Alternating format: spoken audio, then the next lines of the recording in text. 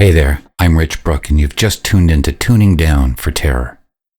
I've spent a lot of my life on the road, dive bars, theaters, backs of vans at 3 a.m., playing guitar and watching the world roll by at 70 miles an hour. Most of my stories are the usual road tales. Bad sound checks, worse hotel rooms, and the occasional bar fight, but some of them don't have explanations. And they're the ones that stick with you long after the amp's been turned off and the lights go down. So welcome. Grab your headphones, settle in, and let's tune down for terror. Because if the road has taught me anything, it's that the strangest gigs are the ones you never forget.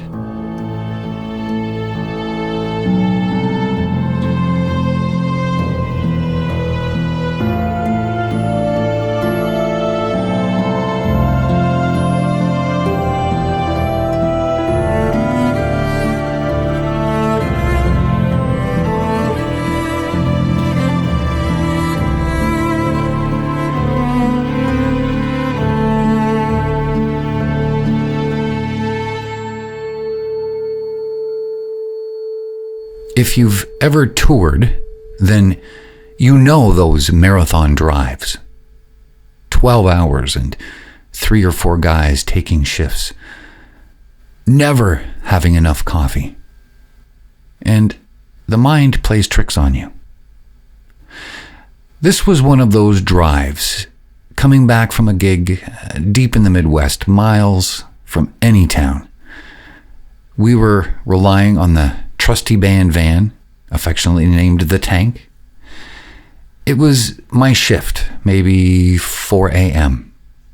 The road was straight and completely empty. I had the cruise control set, and I glanced down at my speedometer, 70 miles an hour, and I was holding the wheel, fairly easy, listening to the static between radio stations. But I felt resistance. I tried to slightly adjust the steering wheel, just a tiny correction, and the wheel felt oddly heavy, like it was fighting me. And I thought, just tired. A mile later, I needed to make a gentle curve. So I applied pressure to turn, and the van, it fought back. Not just resistance, but active pressure going the other way. I had to put both hands on the wheel just to keep us on the road. I checked the cruise control, and it was off. I checked the tire pressure, and they were fine. I took my foot off the gas entirely, but the Tank, it didn't slow down. The speedometer stayed locked at 70.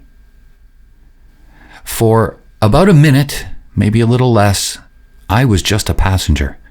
The van was driving itself straight down this empty road, and no matter what I did, I couldn't slow it down and I couldn't steer it. I was yelling for the guys in the back, but they were dead asleep, and I was genuinely panicking. I slammed my foot on the brake and nothing. Finally, out of desperation, I turned the ignition all the way off, and the engine choked and the lights flickered, and the van immediately started slowing down. When I coasted to a stop on the shoulder, the wheel felt feather light again. When I restarted the engine, everything was normal.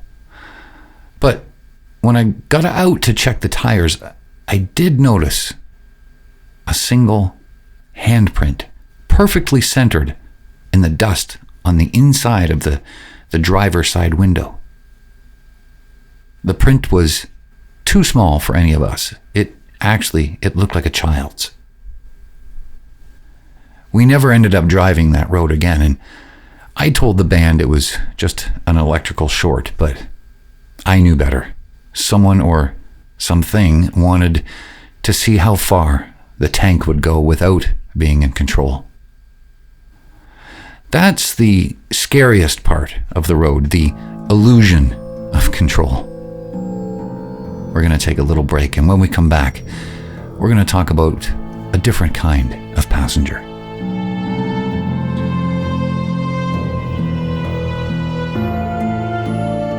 Welcome back to Tuning Down for Terror. You've tuned in to the sounds of the open road, the lonely miles that give you time to think and sometimes time to worry.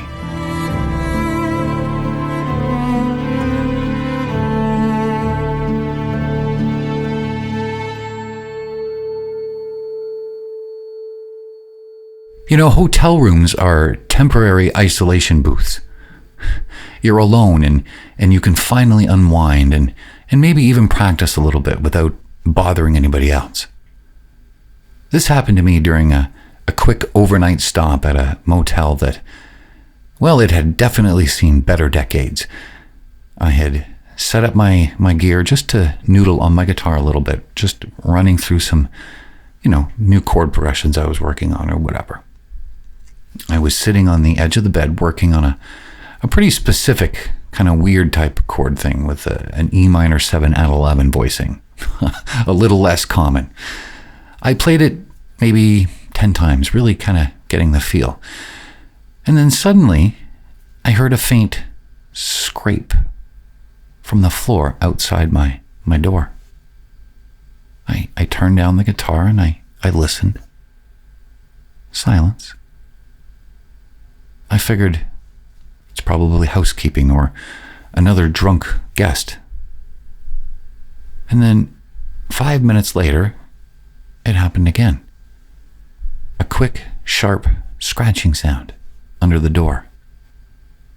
But this time, a small white piece of paper slid all the way under the door and stopped right on the carpet. Well, I walked over. I flipped it over with the tip of my shoe and I read it. And the note itself was written in a rushed, sort of shaky handwriting in pencil. And the note said, "Your A minor 7 sounds too thin. Drop the pinky and play the root on the 5th string open.